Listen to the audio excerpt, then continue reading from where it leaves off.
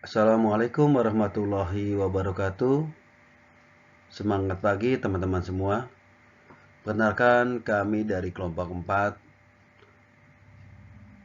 4 untuk memaparkan hasil diskusi mengenai tugas kelompok, yakni pencemaran lingkungan. Adapun anggota kelompok kami ada Kak Afifah Ramadanti, Kak Muhammad Fadlil, saya sendiri Solihin, Kak Faziatul Hasanah, Kak Tuti Zakia, dan Kak Neni Sukma Wijaya. Yang kami presentasikan adalah merupakan mata kuliah lingkungan hidup dengan dosen pengampu Ibu Riajeng Kristiani, Sarjana Pertanian. Sahabat-sahabat sekalian, kita akan memaparkan materi ini dengan presentasi yang sederhana, mudah-mudahan bisa dipahami. Yang pertama, pengertian pencemaran lingkungan, bahwa pencemaran adalah masuknya atau dimasukkannya zat, unsur energi, dan komponen yang bersifat merugikan ke lingkungan atau berubahnya tatanan lingkungan sebagai akibat perbuatan manusia atau alam sehingga kualitas lingkungan menjadi menurun. Lingkungan adalah segala sesuatu yang ada di sekitar kita.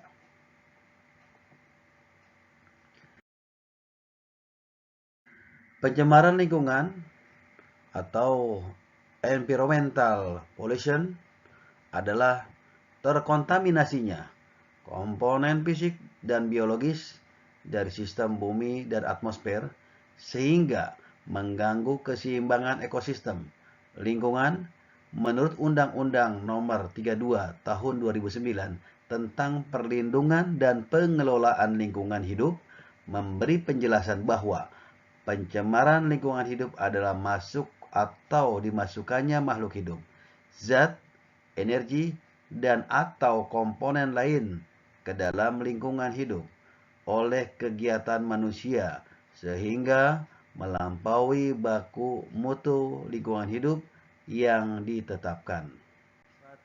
Zat pencemar ada, yang pertama adalah pencemaran biologis, yaitu pencemaran yang disebabkan oleh berbagai macam organisme penyebab penyakit.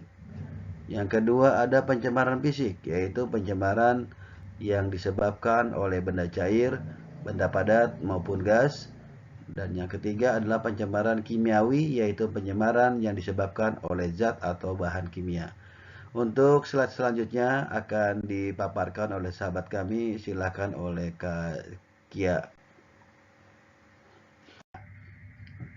Selanjutnya, sini saya akan menjelaskan tentang pencemaran yang didasarkan dengan lingkungan yang tercemar itu sendiri. Yang pertama itu ada pencemaran air. Ketika air mengalami pencemaran, akan mengalami beberapa perubahan. Yang pertama itu ada perubahan warna, perubahan rasa, perubahan bau, serta adanya derajat keasaman atau pH. Di sini ada bahan pencemar air. Yang pertama itu ada limbah industri, di mana limbah industri itu mengandung bahan kimia yang berbahaya, sehingga menyebabkan beberapa polutan yang dihasilkan. Yang pertama itu ada polutan organik yang itu berbau busuk.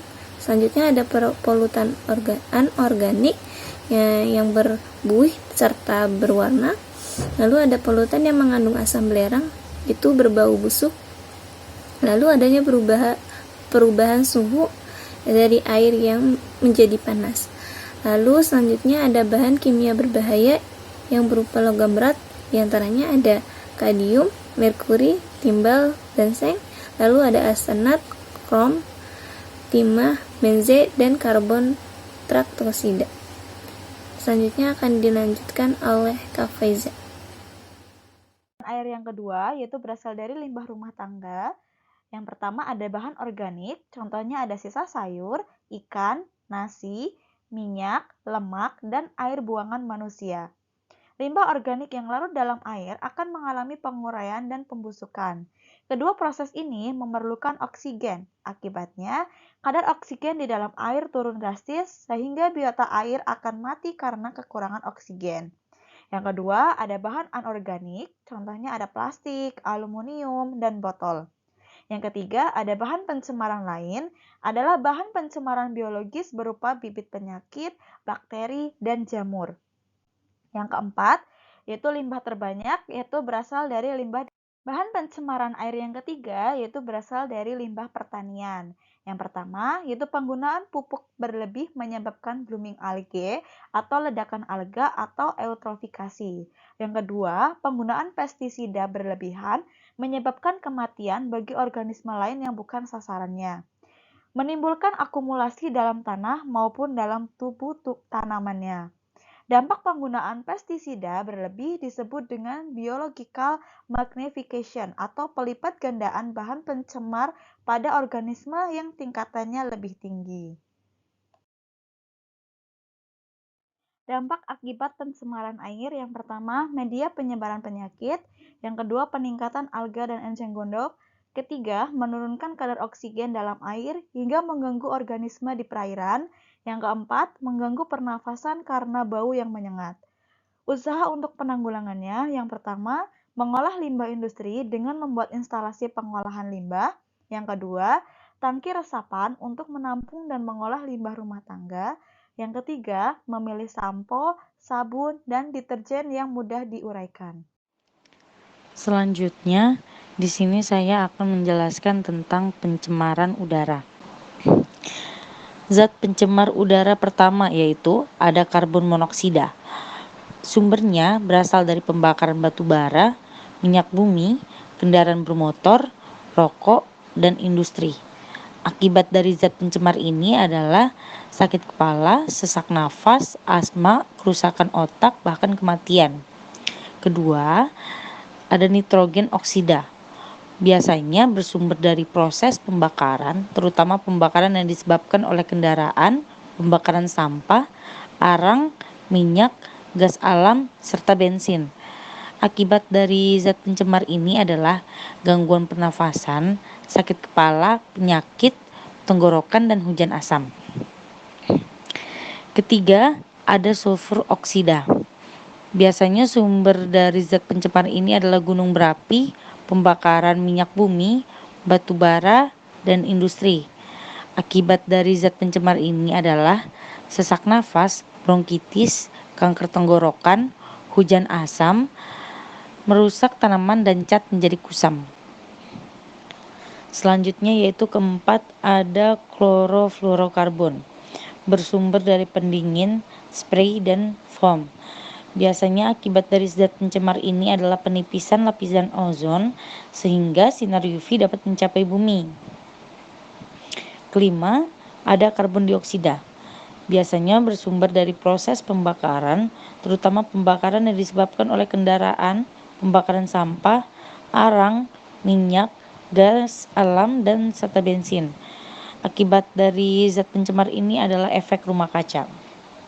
Serta terakhir adalah partikel-partikel padat. Biasanya bersumber dari campuran bahan bakar kendaraan bermotor dan akibatnya keracunan timbal, kerusakan otak, dan penurunan daya. Pencemaran udara dapat mengakibatkan peristiwa berikut, yaitu hujan asam. Disebabkan oleh dua polutan yaitu sulfur dioksida dan nitrogen dioksida.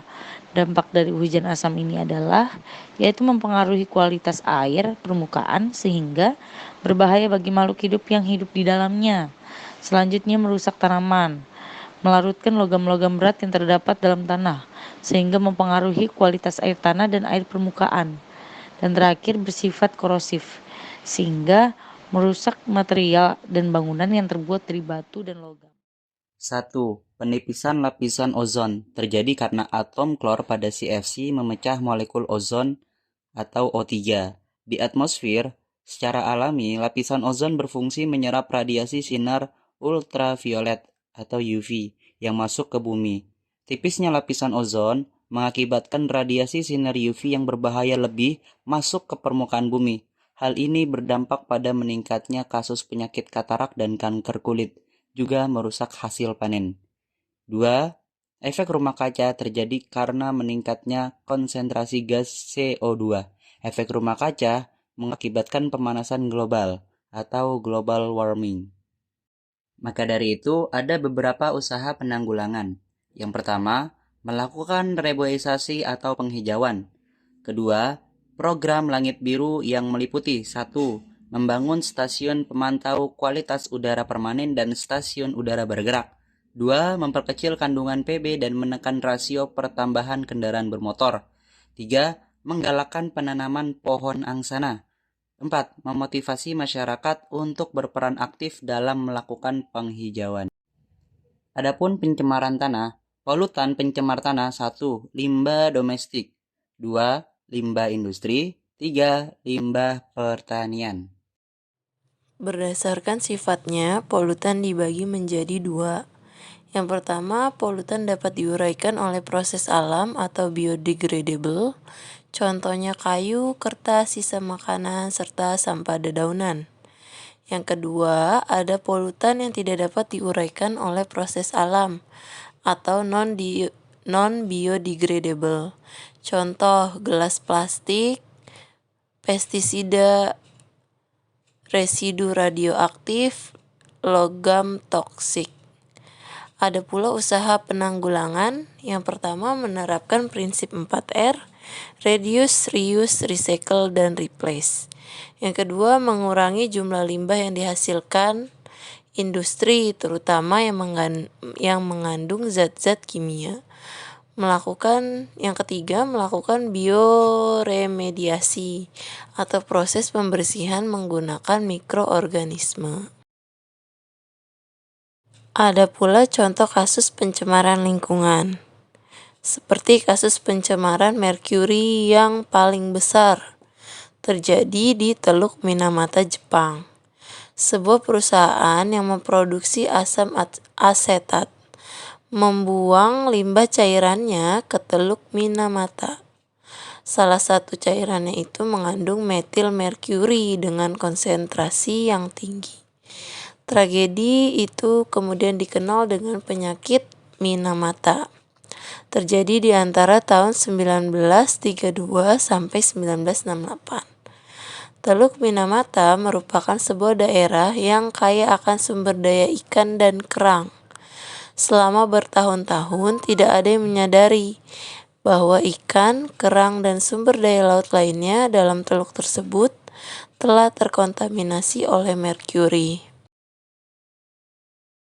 Metil merkuri ini masuk ke dalam tubuh organisme laut, baik secara langsung dari air maupun mengikuti rantai makanan. Kemudian mencapai konsentrasi yang tinggi pada daging, kerang-kerang, krustasea, dan ikan yang merupakan konsumsi sehari-hari untuk masyarakat Minamata. Akibat adanya proses bioakumulasi dan magnifikasi, konsentrasi merkuri dalam rambut pada beberapa pasien di rumah sakit Minamata mencapai lebih dari 500 ppm. Pada saat itu setidaknya 50.000 orang yang terkena dampak dan lebih dari 2.000 kasus penyakit Minamata disertai infeksi. Masyarakat Minamata yang mengkonsumsi makanan laut yang tercemar tersebut diidentifikasi terserang penyakit syaraf, lumpuh, kehilangan indera perasa, bicara ngaur, dan bahkan banyak yang meninggal dunia.